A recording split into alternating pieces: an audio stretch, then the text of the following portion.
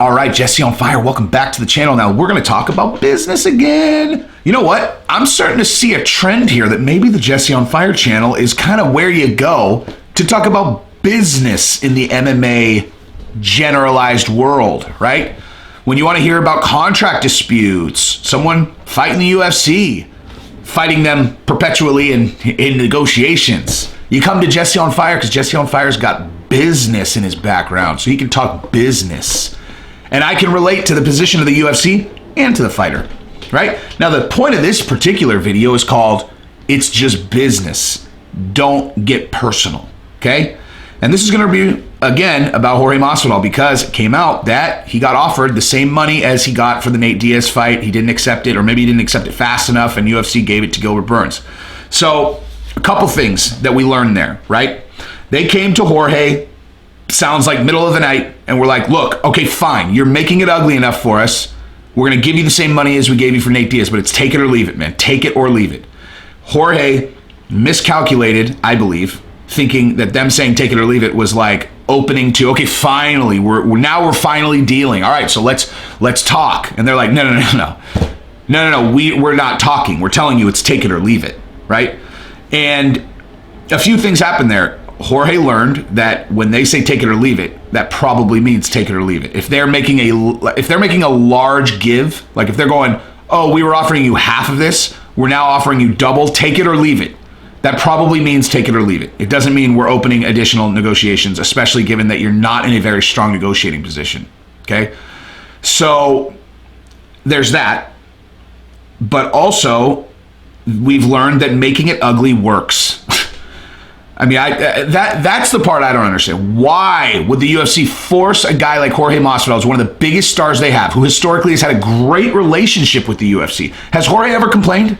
Has Jorge Masvidal ever complained? No. I've never heard him complain about his deals. I've heard him be very gracious and happy about his deals, which is why I was always leaning towards this deal is probably not fair. And like I've already done a video about this. I'm not going to recap, but I basically laid out in one of my previous videos the structure, or what I believe the structure of his deal was, which was causing this problem. His other contract was set up for him to fight Nate Diaz at his current market value, but then was set up for in case he got his ass kicked by Nate Diaz. And he was expecting to renegotiate, like he ended up doing. But why wouldn't the UFC just play it straight? I mean, I realize COVID's going on. There's a lot of things moving around. But play it straight. He beat Nate Diaz. His market value is larger than it was when he did that deal. And you guys know you put him in a contract that was protection against him losing to Nate Diaz. Well, he won. So why not just play it straight? Why are you going to make him go in the media and tell his fans to boycott an event? I mean, come on, man. Come on. I mean, I know Dana's not the one that's negotiating these. Ultimately, Dana has ultimate sign-off. If you think that's not true, you're out of your mind. Okay, Dana, when he's in these press conferences, like, I don't deal with these guys.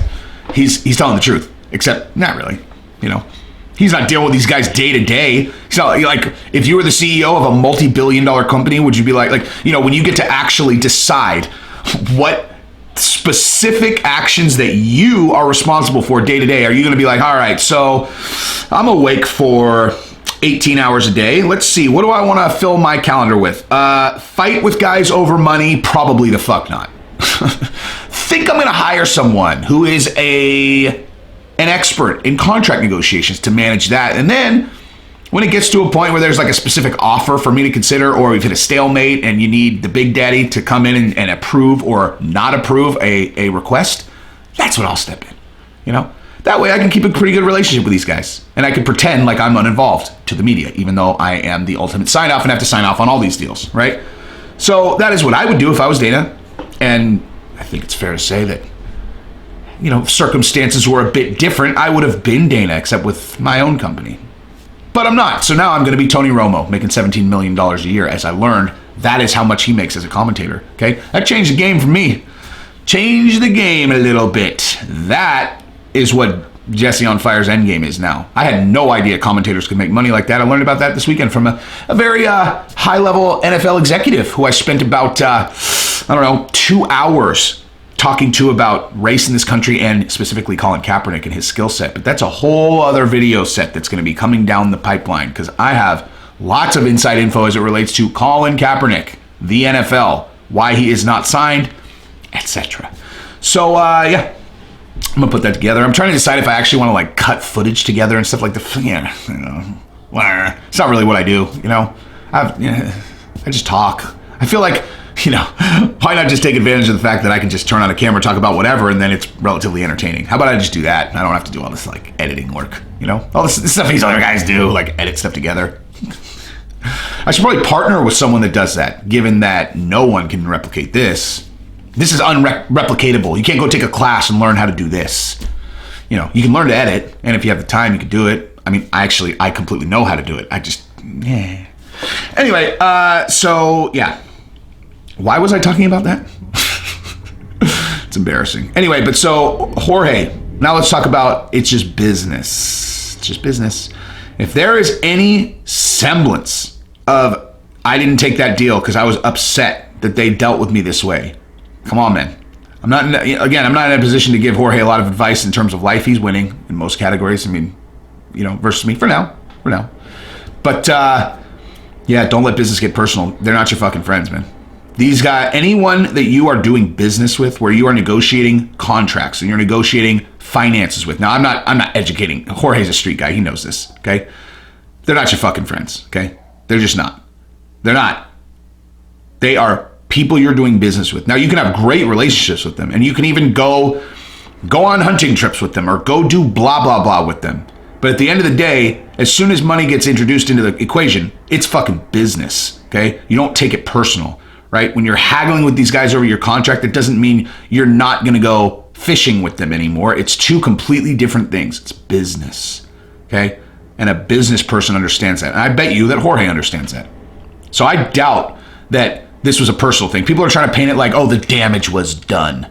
The damage was done. That's not what Jorge's saying either. What Jorge said was, it was presented to me as take it or leave it. Which means, as I'm translating it, Jorge thought, well, if I don't take it, then I can still negotiate. And they were like, no. This was actually final offer, and he miscalculated. That's it. He miscalculated. He isn't.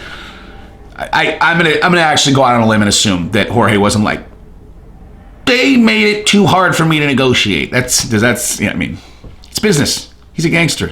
He's a street guy. He knows what's up. It's money. He was expecting to be able to negotiate more money. Now he knows that's the offer.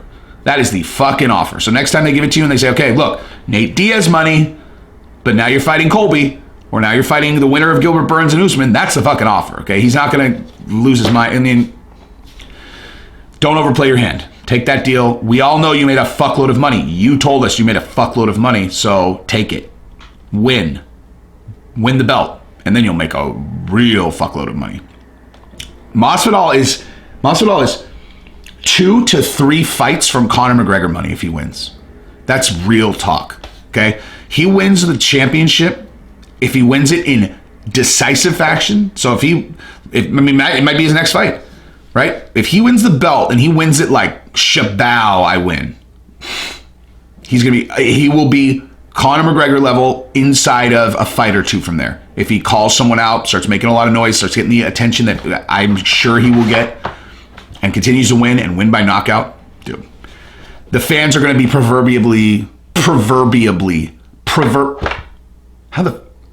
how do you even say that word? Proverbially? Whatever. The fans, metaphorically, are going to be carrying him around in and out of the octagon on like a magic carpet, okay? He will float everywhere that he goes. He'll be that big of a star. But anyway, it's just business, so that's it. It's just business. And why is the UFC making it so hard, right? Why do they make him go in the public and tell people to boycott? Why do that? Just give him the money. Just give it to him. You know it. I know it. He knows it. You negotiated this contract in case he lost Nate Diaz, and he didn't. So just give him the fucking money. Anyway, that's what I got. Love you guys. Peace. Subscribe. Fuck, dude. Subscribe. Ring the bell. All that shit. Come on.